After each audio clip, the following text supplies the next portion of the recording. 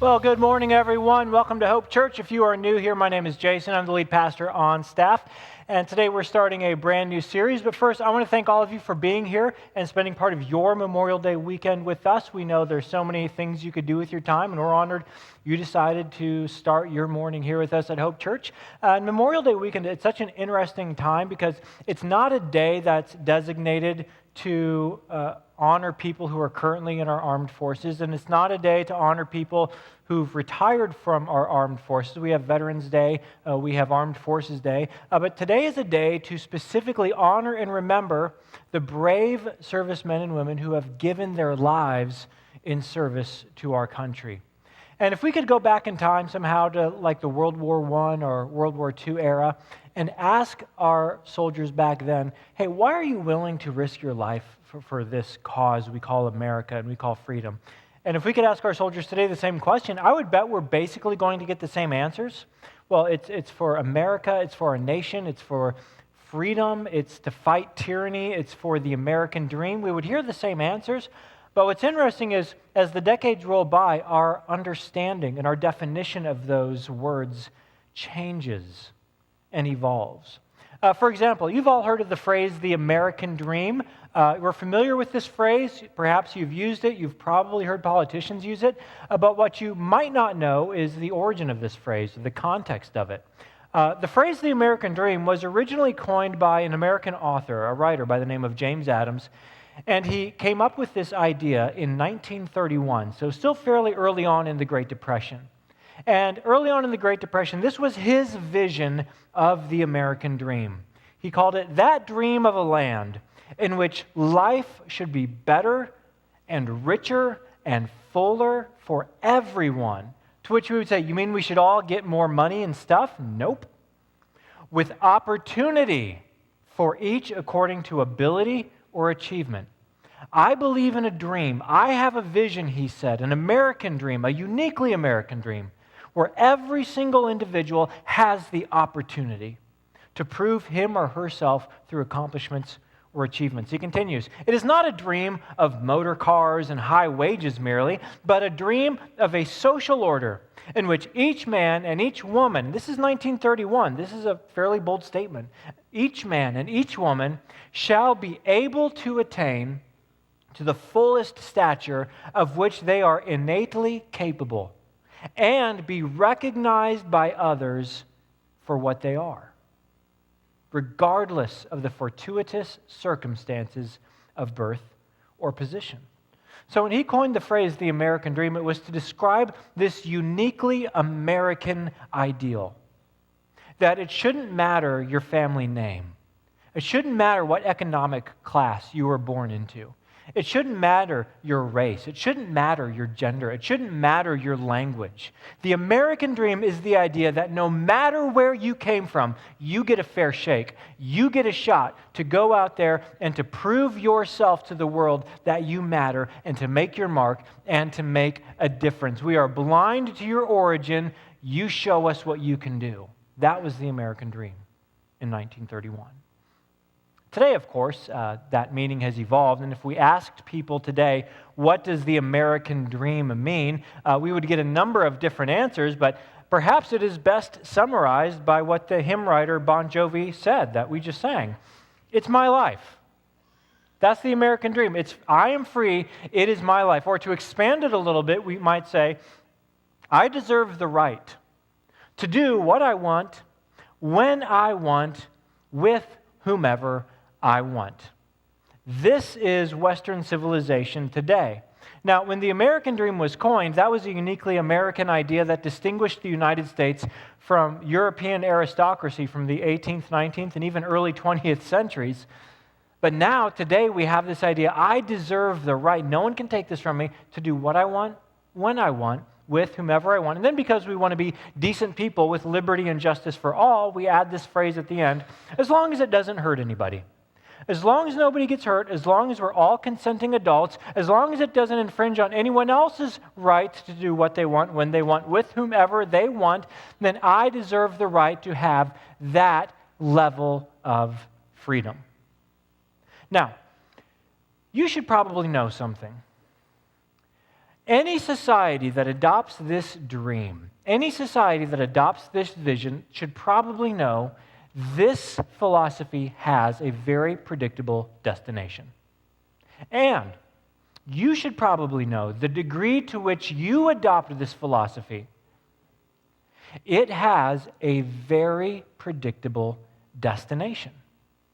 You see, every path through life, every approach to life, every philosophical thought on life, if you take that path, it leads to a specific destination. And if you choose to go with this approach, I deserve the right to do what I want, when I want, with whomever I want, as long as it doesn't hurt anyone, that approach to life has a very predictable and specific destination. And I think you owe it to yourself to at least consider, where does this path in life lead me? Because life is not just about the journey, it is also about the destination where you arrive.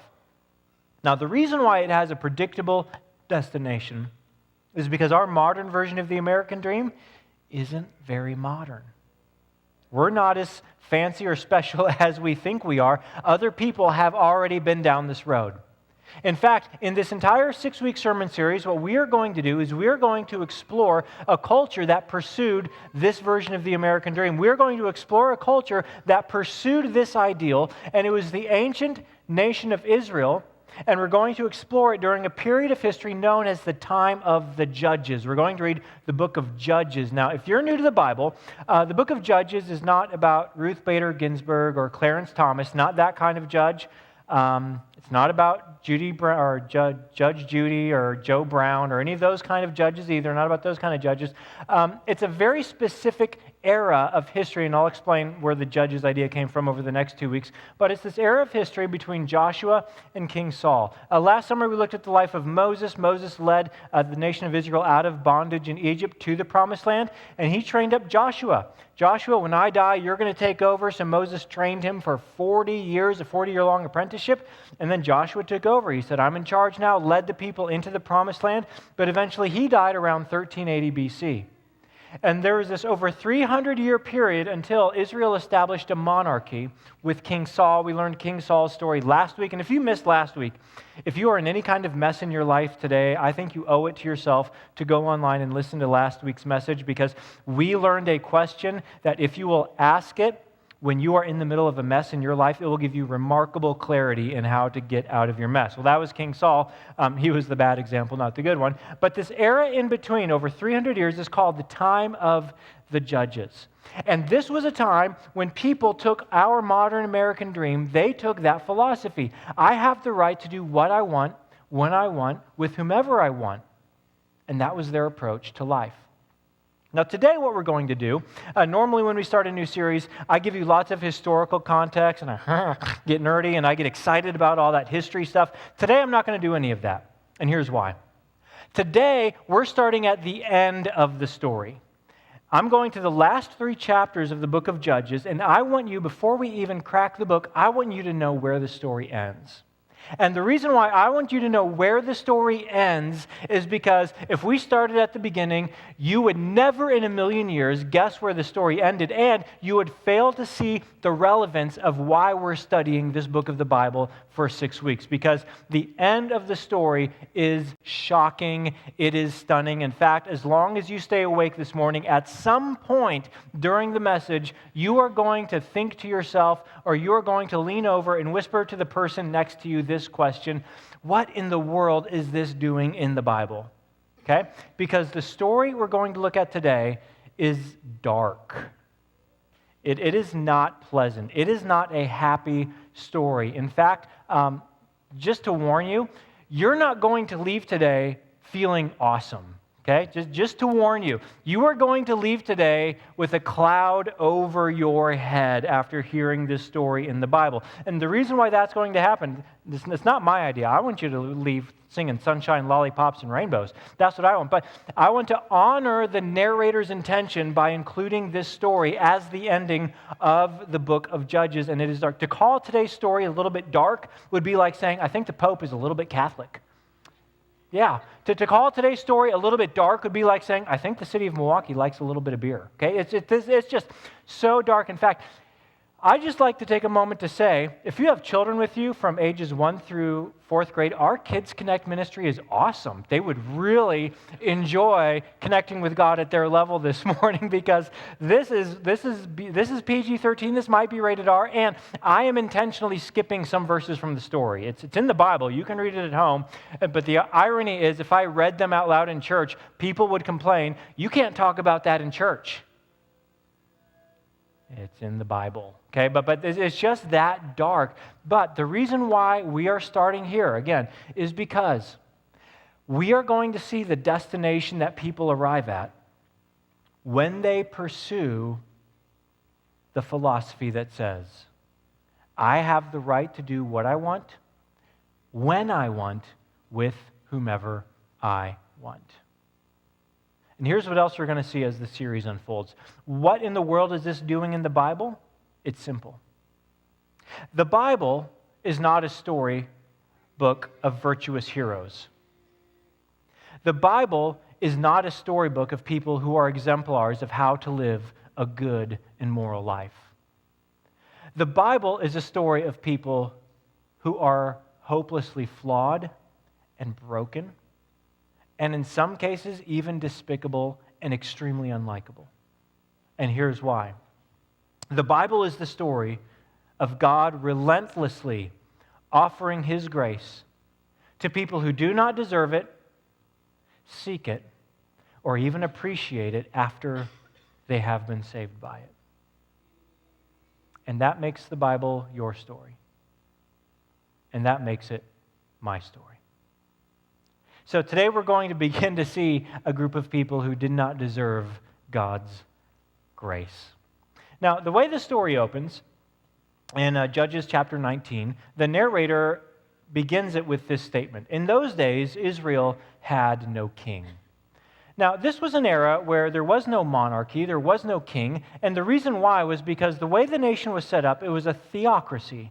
God was supposed to be the king. And long before there was in America a nation ruled by law, there was Israel, which was a nation ruled by law. God established His law, and hey, here's how you conduct yourselves as people, here's how the government structures are supposed to work, here's how you worship me, and He laid out, here is a path and a plan for human flourishing. I want you to go and flourish and thrive and be successful. And they were a nation of law, and God was their king, and they were to honor and worship and serve God and love their fellow man. That was the way God set it up. But there was no centralized government at this time. So what the nation of Israel was, in essence, was a collection of 12 tribes. It was kind of like a commonwealth with 12 colonies or 12 states, but there was no nation, there was no centralized government. There were these 12 tribes that shared common culture, common values, common language, common ethnicity, common religion, but no king or central government overseeing them, just this confederation of 12 tribes. That's the context for the story. Now it begins. We're going to learn about two people right out of the gate, a Levite from Ephraim and his concubine from Bethlehem. Now, Levi was one of the 12 tribes, and these were the clergy class. These were the pastors. These were the priests. These are the people who worked for the church, and they did not have their own territory. They were kind of scattered throughout the land so they could all minister to people all over the country. He was from the area of Ephraim. Ephraim was kind of like northern Wisconsin. It wasn't a populated place. It was a rural place, not a lot of people around. So we have a Levite, a clergy, a pastor, a priest. He was from Ephraim, and he had a concubine. Now, a concubine in those days was legally sort of a hybrid between a girlfriend, a wife, and a slave. Okay, now this was something that was not condoned or allowed by God, but it was something that Canaanite men had practiced in that land before the Israelites moved in. They said, I just want more women. We can treat them as lesser. So they had this idea of having concubines, these lesser wives that didn't even have full legal status of a wife. And so not only did the Israelites adopt this practice, but even the Levites, the clergy, also adopted this practice. A pastor here is saying, well, this woman is less than fully human, so she can be my girlfriend, wife, slave. Now, she was from a town called Bethlehem. You've possibly heard of Bethlehem. It was a little town. It lied very still, and the people there didn't have dreams. I don't know why. Now, last thing before we jump into the story, what's fascinating about this is the narrator never gives us any names in this story, which makes it stand out from the rest of the book of Judges. Because as you read through the book of Judges, we learn everybody's name. And there's really cool people. There's Deborah, there's Gideon, there's Samson, there's all kinds of cool people, crazy people, but cool people. And these people are never given a name. The reason why is because the narrator is making a very specific point. He wants us to understand where the society had arrived after pursuing this philosophy. This is just typical of Levites. This is just typical of priests. This is just how clergy acted back in those days. It typifies the temperature, the moral temperature of the entire nation. Now, if your kids are still in here, this is their last chance to get out. Here we go. Now, a Levite who lived in a remote area in the hill country of Ephraim took a concubine from Bethlehem in Judah. But she was unfaithful to him. She left him and went back to her parents' home in Bethlehem, Judah. Now, Bethlehem was a 2, maybe 3-day journey away from Ephraim where the Levite lived.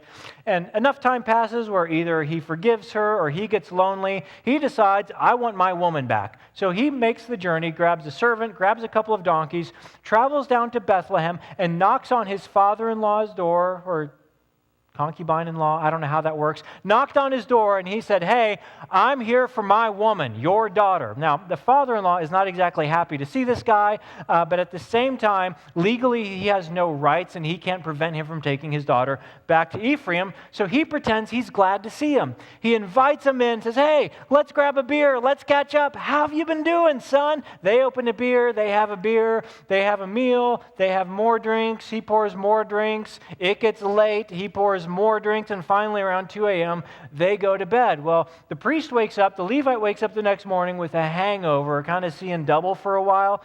Finally around noon, the headache starts to lift. He says, all right, give me my woman, it's time to go. The father-in-law says, no, you can't leave now. It's already afternoon. You don't want to get started in the middle of the afternoon. Just stay here one more night. The guy says, all right. Then the drinks start flowing again. Meal starts happening. They have more drinks. They stay up all night long again. Guy wakes up the next day with a hangover, sleeps until noon. Finally, the fog starts to lift. He says, all right, give me my woman. It's time to go home. Father-in-law says, well, you don't want to leave now. It's the afternoon already. So this just goes on day after day after day. On the morning of the 5th day, when he rose to go, the woman's father said, refresh yourself, wait till afternoon. So the two of them ate together. Then when the man with his concubine and servant got up to leave, his father-in-law, the woman's father, said, now look, it is almost evening. Spend the night here. The day is nearly over. Stay and enjoy yourself. Early tomorrow morning, you can get up and be on your way home. But unwilling to stay another night, the man left and went towards Jebus, that is Jerusalem, with his 2 saddle donkeys and his concubine. Now, the reason why it's called Jebus was because Jerusalem was not under Israelite control yet. It was still under Canaanite control. The Jebusites lived there. So they start out in the late afternoon on their journey, and the first town they come across is Jerusalem, or Jebus. And the servant says to the Levite, hey, why don't we stay the night here? The Levite says, no, those aren't our people. Those are not our fellow Israelites. Let's go a little further. We're almost to the territory of the tribe of Benjamin, and there are some towns there we can stay at. So they travel on from Jerusalem, and eventually the Levite and his concubine get to us in a very important city for our story, a city by the name of Gibeah. Gibeah was in the territory of Benjamin, another one of the tribes of Israel, and the Levite says, they're not our tribe, but these are still our people. These are our fellow Israelites, common language, common race, common religion, common ethnicity, common culture. They will welcome us in. Now, in those days, there was no Motel 6 to leave the light on for you, so when you traveled, you were to stay in the village town, and the law of hospitality in that day said if you see a stranger in town, you should invite them into your home. So the guy, his concubine, his servant, and their 2 donkeys are sitting in the village square, and everyone gives them the cold shoulder. Nobody makes eye contact, nobody engages them, and they're kind of looking around like, what's going on? No one is inviting us in. Eventually, after sunset, an old man walks in through the town gates. And he sees these strangers here, and he approaches them and strikes up a conversation. Turns out this old man also grew up in Ephraim, just like the Levite did. They know some of the same people. They get talking, and the old man says to him, listen, you do not want to spend the night in the village square. Why don't you come to my house? And so the Levite shrugs off this strangely ominous warning and says, hey, that sounds great. Let's go to your house. So they all go to his house for the evening. While they were enjoying themselves, some of the wicked men of the city, this is where the story starts to get a serious ew factor, okay? You've been warned. Some of the wicked men of the city surrounded the house. Pounding on the door, they shouted to the old man who owned the house, bring out the man who came to your house so we can have sex with him. Now, this was not about their orientation. This was about humiliation. This was not about gratification. This was about domination and intimidation. In Canaanite culture, this was done in order to dominate, humiliate, and completely intimidate other men. And the men of Gibeah say, listen, Gibeah is not open to strangers. Our borders are closed. Strangers are not welcome here, and this guy is going to be the billboard that lets everybody else know, stay away from Gibeah. You are not welcome here. They want to dominate, humiliate, and intimidate. The owner of the house went outside and said to them, no, my friends, don't be so vile. Since this man is my guest, don't do this outrageous thing. As I say, no, listen, what you are proposing is vile. It is outrageous. Let me counter your proposal with something far more reasonable. Look, here is my virgin daughter and his concubine. I will bring them out to you now, and you can use them and do to them whatever you wish. Why don't you take my daughter and his concubine, and you can do what you want, when you want, with whomever you want. Now, I'm skipping the next few verses, but what happened next is every bit as heinous and horrendous and evil as you might be imagining it is. We're going to skip to the next morning. When her master got up in the morning and opened the door of the house and stepped out to continue on his way, there lay his concubine, fallen in the doorway of the house with her hands on the threshold. He said to her, get up, let's go. But there was no answer. Then the man put her on his donkey and set out for home. He takes her corpse, slings it over his donkey, and takes the 1 or 2 day journey back home, and on the way, he is filled with outrage and he wants revenge. So when he gets home, he writes a letter. And he makes copies of it. And he says to himself, I'm going to send this letter to the leaders of all of the tribes of Israel, and I will have everyone know what the wicked men of Gibeah did to my concubine, and I demand justice. So he's writing the letters, he's sealing them, he's handing them off to couriers, and then he thinks to himself, wait a minute. I'm just a no-name Levite from the middle of nowhere. No one knows who I am. No one's going to listen to me. This isn't going to do anything. So he thinks to himself, how can I make people listen to me so that something is done about this injustice? When he reached home, he took a knife and cut up his concubine limb by limb into 12 parts and sent them into all the areas of Israel. Everyone who saw it was saying to one another, "Such a thing has never been seen or done, not since the day the Israelites came up out of Egypt." Just imagine, we must do something, so speak up. So one day, the elders of the tribes are sitting around, and the mailman shows up, and he says, "There's a package for you." And all these leaders of all the tribes are opening the mail, and they are horrified. And so they say, "We need to do something about this." So they summon the Levite, and they all convene together, and they cross-examine the Levite, and they get the story, and they hear his details of the story. And then they call together leading men from all over Israel, and they say, "We cannot allow this within our borders. This cannot go unpunished. So here's what we're going to do. Send word out. We demand fighting men, not just from every tribe of Israel, from every city of every tribe. You must send representatives. You must send fighting armed men, and we will march to the city of Gibeah, and we will demand justice for this horrendous act that has been done among our fellow people." And just for good measure, they said, since we don't know how this will turn out, all of us will take an oath. None of us will ever allow one of our daughters to marry a Benjamite man, because they are separate from us. So they get the army together, they're ready to march on Gibeah, and they send a messenger to the leaders of Benjamin. The tribes of Israel sent messengers throughout the tribe of Benjamin, saying, "What about this awful crime that was committed among you? Now turn those wicked men of Gibeah over to us, so that we may put them to death and purge the evil from Israel." So they said, "Hey, we're here to bring justice on these men." The leaders of Benjamin say, "Hey, those are our citizens. You can't judge our citizens. We will judge them by our laws, but we are not about to turn them over to you." But the Benjamites would not listen to their fellow Israelites.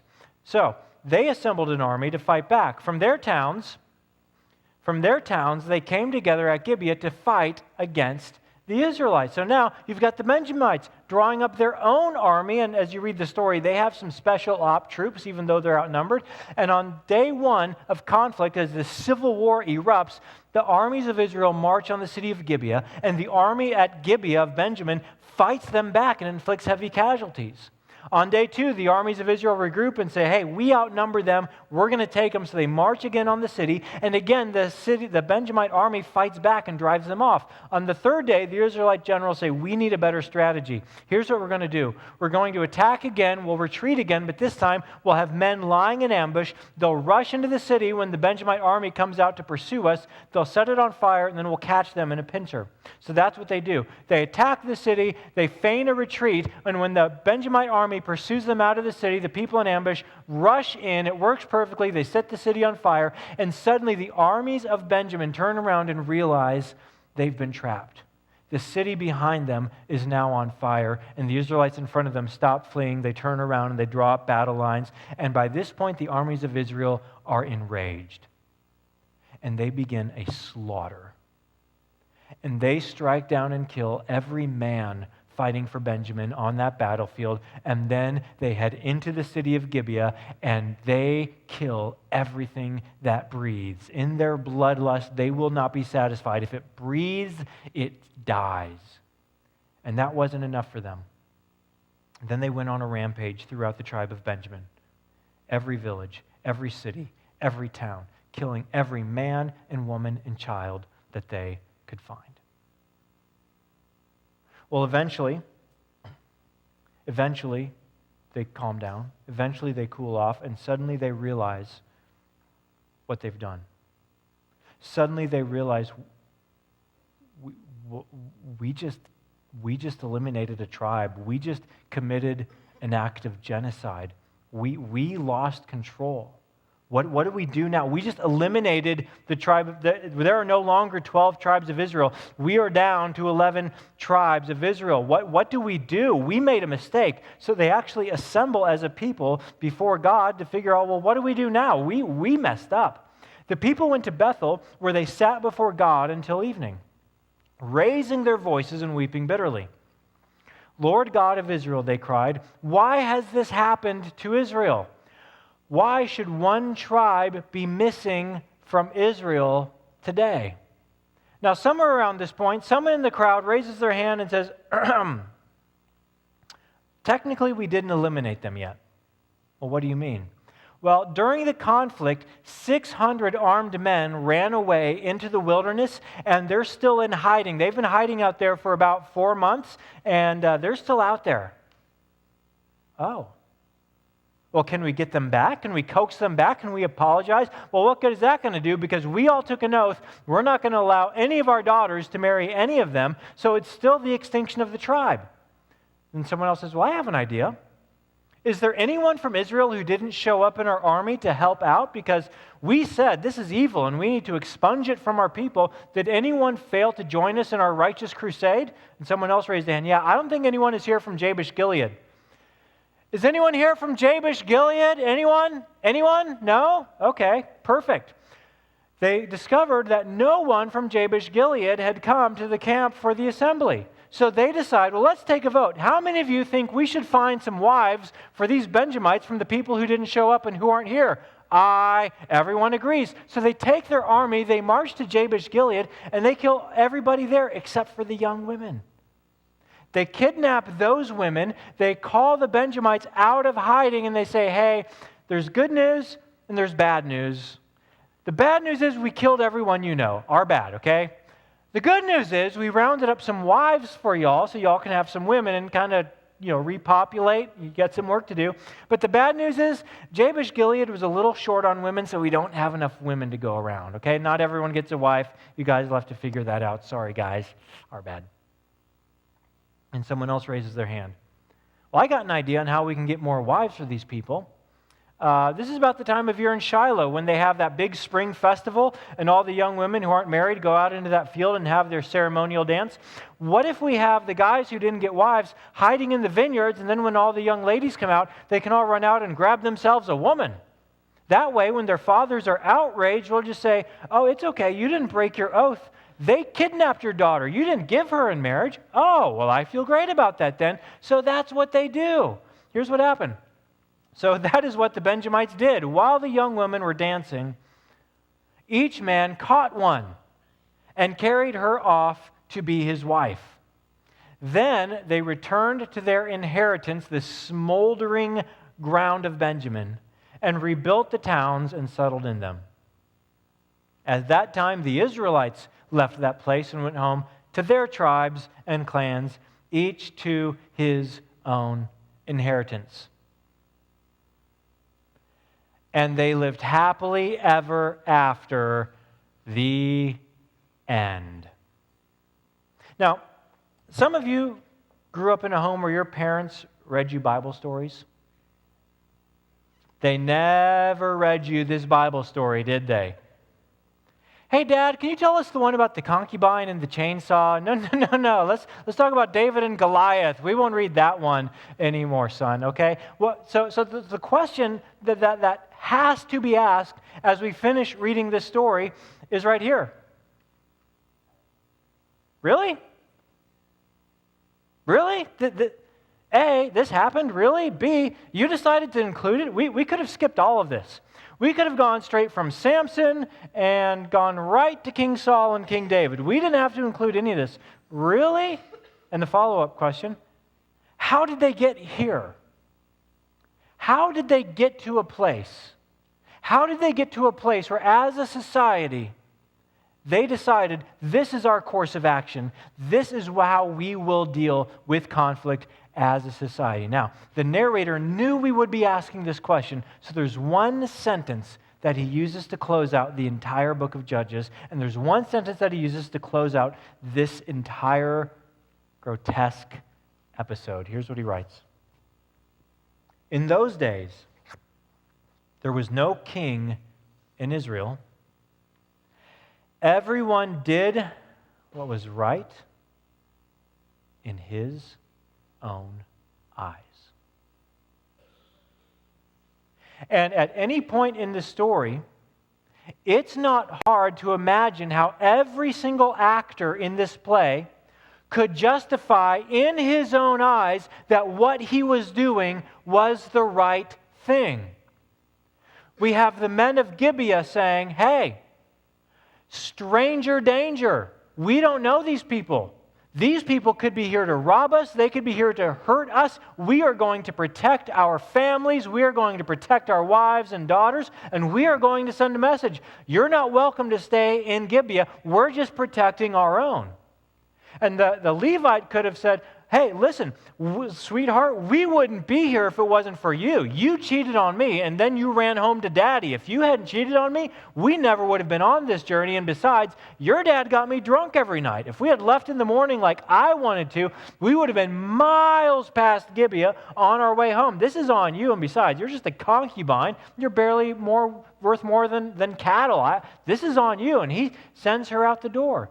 And then he thinks to himself, I need to get everyone's attention somehow, so I guess I'll just desecrate her body. Better to use it for a good purpose. And all the tribes leaders of Israel come together and say, well, we can't allow that to happen in Israel. Imagine how bad it will be if we don't send a message right now. And then you've got the Benjamites from their perspective saying, well, it's not right to let those other people judge our own citizens. Only we have the right to judge our citizens. You can't just take them and kill them because this Levite tells a story. And then you've got all the people saying, we can't give the Benjamites our daughters because we promised we wouldn't, but we need to give them somebody's daughters or else a whole tribe of Israel is going to go extinct. And that's not good. At every point along the way, everyone is able to justify and do what is right in his own eyes.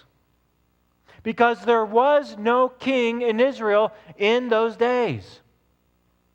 Not a king as in someone to have a centralized government. It was never set up that way. It was set up so that God would be their king. They were to worship God and fear God and trust God and obey God. But they didn't. Now, I hope you have not taken any notes so far, but this is an important note to take. They assassinated the King of Kings and put themselves on the throne. They said, we will not be ruled by God. We will do what is right in our own eyes. We will not be ruled by God. We will not be restricted by God's narrow way for our lives. We will do what is right in our own eyes. We will do what we want, when we want, with whomever we want. And that's the way that today in America we pursue life. I deserve the right to do what I want, when I want, with whomever I want, as long as it doesn't hurt anybody. Now, aside from all this, let's just ignore for a moment that this philosophy has a predictable destination in your future. Let's just ignore that for a moment. Just think about this critically for about 15 seconds. Is this even true? Does this even make sense when you think about it? Do you know who preaches this message in our culture? There's two groups of people who preach this message. One are the super rich, okay? Because if you live this way for more than 30 minutes, you're going to need a lawyer.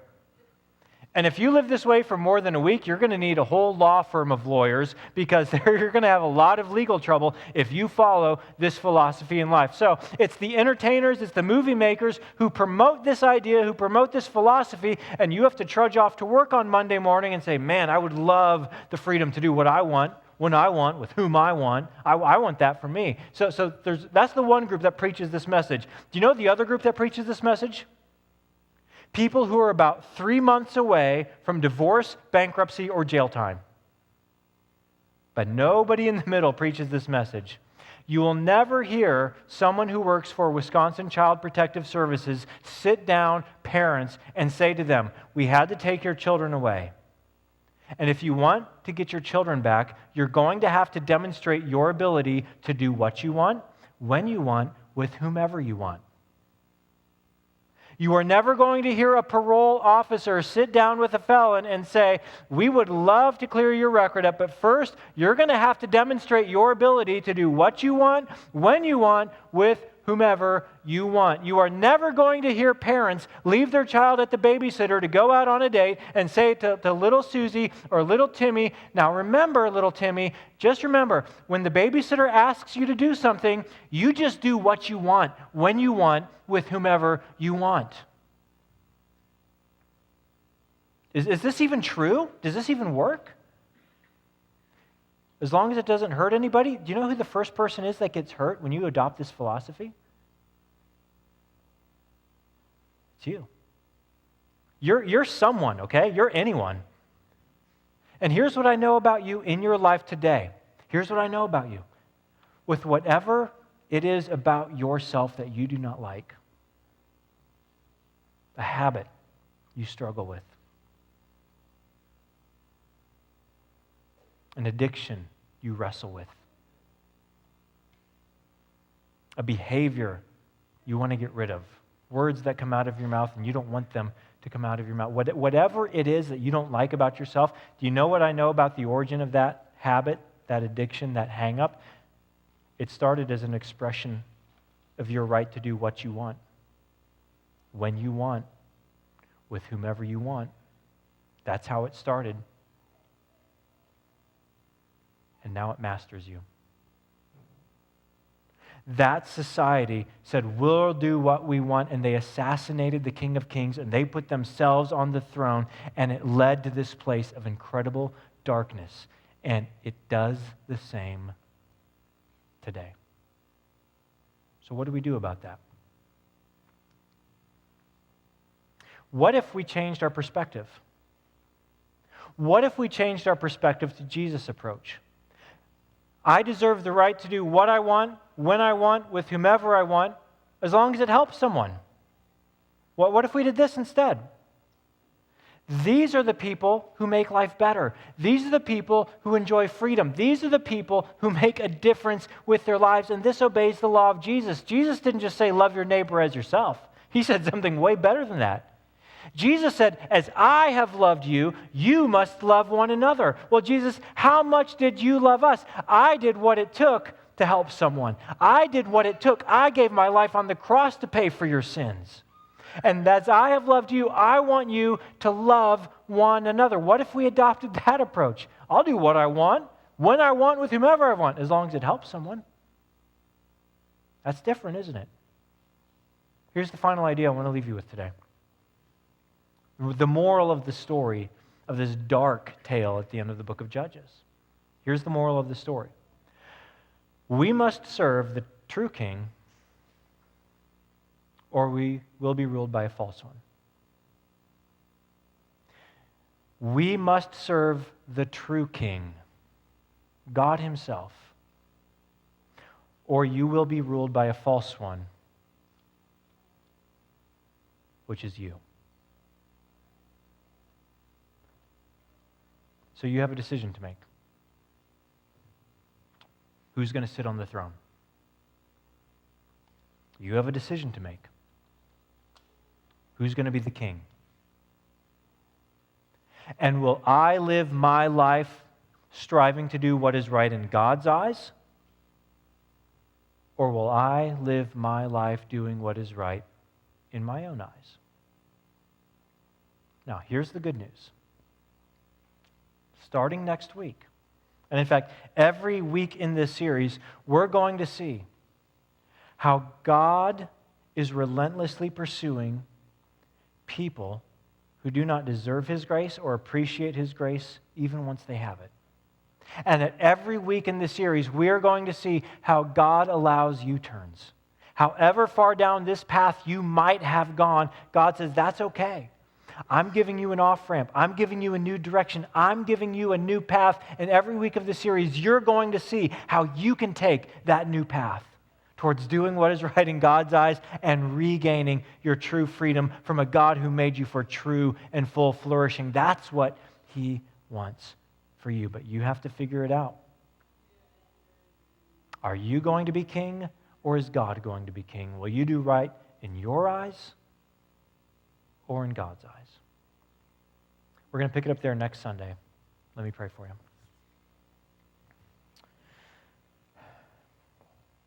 Father, I thank you that we have this very raw episode included in the Bible. I'm thankful that the Bible is not a story of virtuous heroes and moral heroes that we are to emulate, but that it is a story of real people and broken people who are in desperate need of your grace and your presence and your forgiveness. Because that's who we are. People in need of your grace, your patience, and your forgiveness. Thank you for the wisdom you've given us in this story to see that our approach to life, that our culture pushes on us every single day, is leading to a very specific destination. So, Father, my prayer for everyone listening at any point in this series is that we will have the trust in you to take the path you offer us towards a future of flourishing. That's your desire for us, and it's our desire as well. So give us the courage to trust. We ask this in the name of Jesus who loves us. Amen.